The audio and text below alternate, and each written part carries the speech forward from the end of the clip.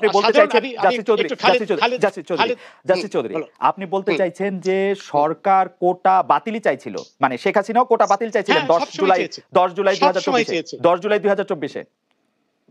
তার আগে থেকে শুরুর থেকেই তো কোটা বাতিল চেয়েছিল। কোটা বাতিল চেয়েছিল বলেই তো হাইকোর্টের রায়ের বিরুদ্ধে, হাইকোর্টের রায়ের বিরুদ্ধে আপিলটাতে আমি একটু পরে আসি। আমি একটু প্রধানমন্ত্রীকে পড়ে শোনাই 14 জুলাই উনি যখন সংবাদ সম্মেলন করলেন, উনি বললেন কোটা বাদ দিলে কি অবস্থা হয় আমরা দেখেছি। ফরেন সার্ভিসে মাত্র 2 জন মেয়ে এবং পুলিশ সার্ভিসে 4 জন মেয়ে সুযোগ পেয়েছে। তখন তারা বলেছিল নারী কোটা চাই না, মেধা দিয়ে চাকরি পাবে। সে কি মেধা দিয়ে চাকরি পেয়েছে? বিশেষ পরীক্ষা দিয়েছে। এবং তিনি বলেছিলেন কোটা মুক্তিযোদ্ধার নাতিদের জন্য থাকবে নাকি রাজাকারের নাতিদের জন্য থাকবে। এটা কি মনে করায় দেয় যে উনিও চেয়েছিলেন কোটা প্রথা বাতিল? শোনেন, আমরা তো উনি কি বলেছেন সেটা পাশে রাখেন, কিন্তু ঘটনা হলো এই যে সরকার তো আপিল করেছিল হাইকোর্টের রায়ের বিরুদ্ধে। হাইকোর্ট বলেছিল কোটা থাকবে এবং সেই রায়কে চ্যালেঞ্জ করে সরকারই তো আপিল করলো আপিল বিভাগে, এবং ছাত্রদেরকে বলেছিল যে এইটি আপিল বিভাগের একান্ত সিদ্ধান্ত, এখানে সরকারের কিছু করার নেই। খালেদ, তুমি বলেই বলছি, তোমাকে সবসময় তুমি বলি, তুমি তো খুব ভালো করেই জানো দেশ তো সংবিধান দ্বারা পরিচালিত হয়। সেই অবস্থায় যখন আপিল বিভাগে মামলাটি বিবেচনাধীন, তখন তো আপনি শুধু বিচারকই না, সর্বোচ্চ আদালতের একজন জুরিস্ট বটে, কিন্তু আপনি কি সত্যি এটি বলছেন যে সরকার এটি চেয়েছিল? সরকার আপিল করেছে। সরকার না চাইলে সরকার অ্যাটর্নি জেনারেলকে এই ব্রিফই দেয় নাই যে কোটা বাতিলের পক্ষে গিয়ে কথা বলো। এই ব্রিফ দিয়েছে আন্দোলন শেষ হওয়ার পরে 18 আগস্টের পরে। 18 জুলাই। প্লিজ তুমি পিটিশনটা দেখো। পিটিশনের অ্যাটর্নি জেনারেল সর্বোচ্চ আইন কর্মকর্তা গেছিল, সেখানে কোনো ডেপুটি অ্যাটর্নি জেনারেল বা অতিরিক্ত অ্যাটর্নি জেনারেল যায়নি। সেখানে আপিল করেছিল সেই হাইকোর্টের রায়, অর্থাৎ কোটা বাদ করার প্রার্থনা নিয়ে আপিল করেছিল। তো এই ঘটনার পর তো এই ব্যাপারে আর দ্বিমত পোষণের কোনো অবকাশই থাকে না। সরকার চেয়েছিল এই কোটা বাদ করতে, কিন্তু এই সাধারণ ছাত্ররা তো এটা বুঝতে পারেনি। সাধারণ ছাত্রদের বোঝানো উচিত ছিল যে এটি সরকারের হাতে নয়, এটি আপিল বিভাগের হাতে।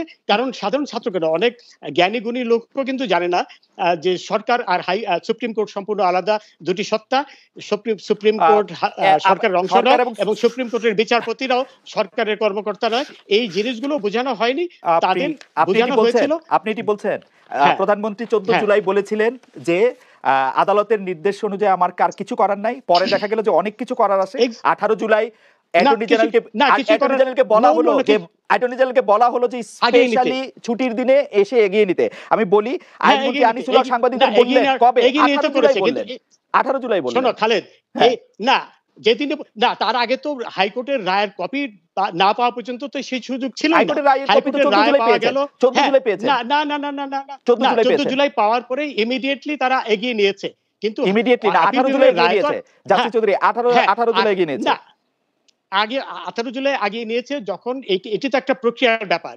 হাইকোর্টের রায় পেল, সেটি জমা দিল, সেখানে তারা লিভ টু অ্যাপিল অ্যাপ্লিকেশন করছিল। এটি একটি প্রক্রিয়ার ব্যাপার, কিন্তু তারা তো আর আপিল বিভাগের রায় তো আর খণ্ডন করেনি বা করতে পারে না। খণ্ডন করলে তো তারা আদালত অবমাননার দায়ে অভিযুক্ত হতো। যে রায় দেওয়ার আগে রায়টি হয়েছে 21 জুলাই। প্রধানমন্ত্রী 17 জুলাই জাতির উদ্দেশ্যে ভাষণে কি করে বললেন যে তোমাদের রায় পছন্দ হবে তোমাদের? How could she no? না, আশা করি পছন্দ হবে, এই কথা বলেছে। কারণ এখানে কথা হলো, বলেছে যে তোমার রায় প্রধানমন্ত্রী তো আর হাইকোর্ট সুপ্রিম কোর্ট পরিচালনা করে না, তাই না? কথা হলো মোটেও প্রধানমন্ত্রী ওই ধরনের কোনো কথাই বলেনি। এইভাবে টুইস্ট করা তো ঠিক না। শোনো, এইখানে কথাটা হলো যে সরকারকে তো অপেক্ষা করতে হয়েছে যে সুপ্রিম কোর্ট কি বলে। এর বাইরে তো কিছু করার ছিল না। এর বাইরে করা মানে সংবিধানকে করে দেওয়া। এটা একটা বিদ্রোহের মতো, সংবিধানের বাইরে কিছু করা।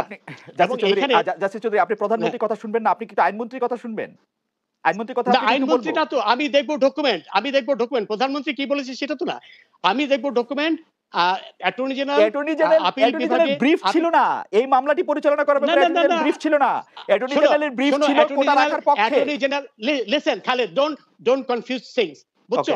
অ্যাটর্নি জেনারেল যে পিটিশনটা করেছে সেই পিটিশনের কপি আমি দেখেছি। সেই পিটিশনে তারা চেয়েছে যে হাইকোর্টের রায় বাতিল করা হোক, এবং সেটি কিন্তু সেটি ছিল তাদের পিটিশনের কথা যখন লিভ টু অ্যাপিল করলো। সেই একদম শুরুর থেকেই, এবং অ্যাটর্নি জেনারেল বারবার বলছিল যে এইটাই নিয়েই আমরা অ্যাপিলের ডিভিশনে যাচ্ছি, আইনমন্ত্রীও বলেছে এটা নিয়ে। আমি তো ডকুমেন্টের কথা বলবো, ডকুমেন্ট বলছে যে সরকার প্রথম থেকেই, এবং ইনফ্যাক্ট এই মানে শেখ হাসিনার মুখের কথা আপনি গুরুত্ব দিবেন না? শেখ হাসিনার মুখের কথা আমি সেখানে যাচ্ছি না, যাওয়ার কোনো সুযোগও নেই। আমি দেখবো ডকুমেন্ট কি বলে। ডকুমেন্ট পরিষ্কার ভাষায় বলে, শেখ হাসিনা পরিষ্কার ভাষায় সংবাদ সম্মেলনে বলছেন যে তিনি কোটা চান, আর তার অ্যাটর্নি জেনারেলকে বলছেন যে কোটার বিরুদ্ধে গিয়ে ব্রিফ মানে লড়াই করো। না, আপিল বিভাগে কি দরখাস্ত করেছে সেটা আমি দেখবো, সেটা হলো ডকুমেন্টেড ব্যাপার। সেখানে অত্যন্ত স্পষ্ট ভাষায় তারা চ্যালেঞ্জ করেছে হাইকোর্টের রায়, বলেছে যে হাইকোর্টের রায় বাতিল করা হোক। সেটাই ছিল একেবারে শুরুর থেকে, সেটাই ছিল বড় কথা। এবং আমাদের একটু বলবেন যে আপনি যে ডকুমেন্টটা দেখেছেন, অ্যাটর্নি জেনারেল ব্রিফ রেডি করেছেন, যে আপিল রেডি করেছেন, সেটা কত তারিখে করা?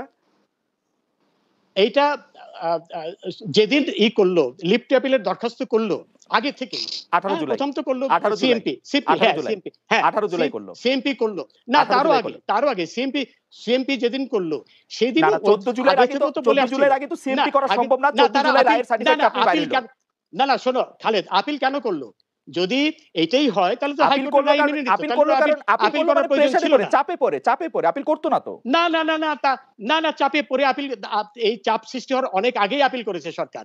আপিল করার তো একটা সময় থাকে, সেই সময়সীমার মধ্যে তখন কিন্তু এইসব সৃষ্টি হয়নি। এই সব শোনো, অত্যন্ত স্পষ্ট যে একটি কুচক্রী মহল, যে ৭১-এর পরাজিত অপশক্তি বিএনপির, শিবির, জামাত, এরা মিলে এই ঘটনাটি ঘটিয়েছে, এই পরিস্থিতি সৃষ্টি করেছে একই উদ্দেশ্যে, সরকার পতনের কারণ ঘটানোর জন্য। যেটি তারা গত বছর অক্টোবরে আমরা আবার আপনার কাছে আসবো। আমরা